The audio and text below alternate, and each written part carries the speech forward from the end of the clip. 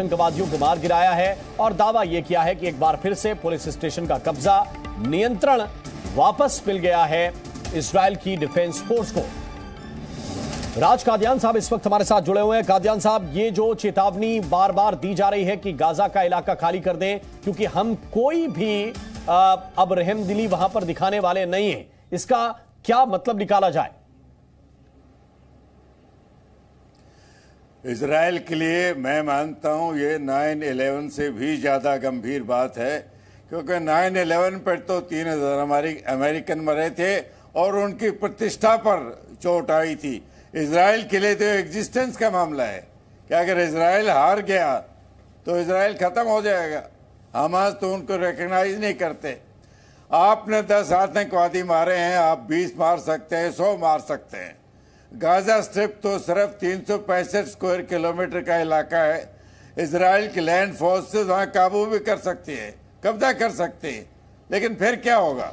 वहाँ 20 लाख की पॉपुलेशन है, आप सबको समुद्र में नहीं फेंक सकते हो और आतंकवादी पैदा हो जाएंगे। आतंकवादी को मारने से आतंकवाद खत्म नहीं होता, बल्कि उनका निश्चय और भी दृढ़ होता है। ये तो इतिहास की गलती है, दुनिया को इसकी कीमत चुकानी पड़ेगी।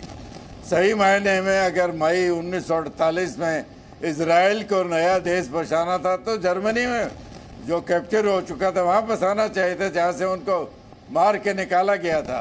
आप अरब के बीच में जो सारे इजराइल के खिलाफ है एक छोटा देश बचाएंगे तो ये तो होना ही था।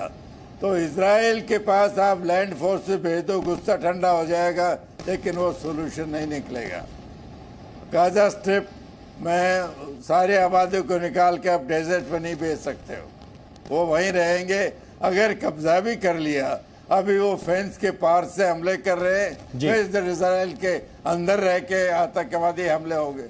तो ये तो रिलीजियस वार है, इनका कोई हल नहीं निकलता, इसका कोई हल नहीं निकलने वाला। लखन मल्होत्रा साहब इस वक्त हमारे साथ जुड़े हुए हैं। मल्होत्रा साहब, आपका भी बहुत स्वागत है। और ये सवाल जो राज कादियान साहब उठा रहे हैं कि कोई हल इसका निकलता हुआ दिख नहीं रहा है, ये जंग के हालात जब तक रहेंगे तब तक अलग बात है, लेकिन क्या इसके बाद कोई एक ठोस हल की तरफ जाती हुई, क्योंकि दुनिया के सभी देश इस पर अपना अपना रिएक्शन दे रहे हैं, या आपको लगता है कि सिर्फ ये ज़बानी जमा खर्च है या इसके आगे भी कुछ होने जा रहा है? देखिए,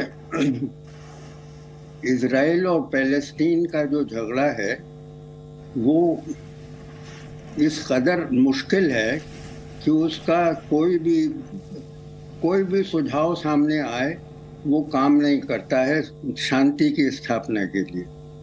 1948 का जिक्र किया। 1948 में जब यूएन रेजोल्यूशन है। मैं सर आपके पास वापस आ रहा हूं। इस वक्त एक बड़ी खबर मिल रही है हमास की रणनीति पर। सूत्रों के हवाले से एक बड़ी जानकारी है। साथियों की रिहाई के लिए हमास ने एक नई चाल चली है।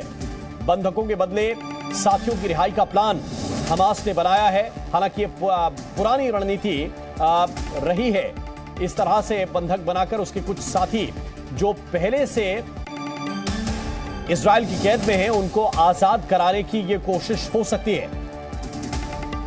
प्रणय उपाध्याय इस वक्त हमारे साथ ज्यादा जानकारी के साथ जुड़ रहे हैं, सीधे उनकी तरफ चलते हैं। प्रणय, क्या अपडेट इस पर मिल रहा है? क्या एक तरह से ये बताकर कि आपके नागरिक हमने बंधक बनाए हैं, हमारे पुराने आतंकवादियों का या हमारे पुराने साथियों को छोड़िए, ये प्लान है? देखिए राम, हम कल भी इस बारे में चर्चा कर रहे थे। जाहिर तौर पर अब इस संकट को अगर क्योंकि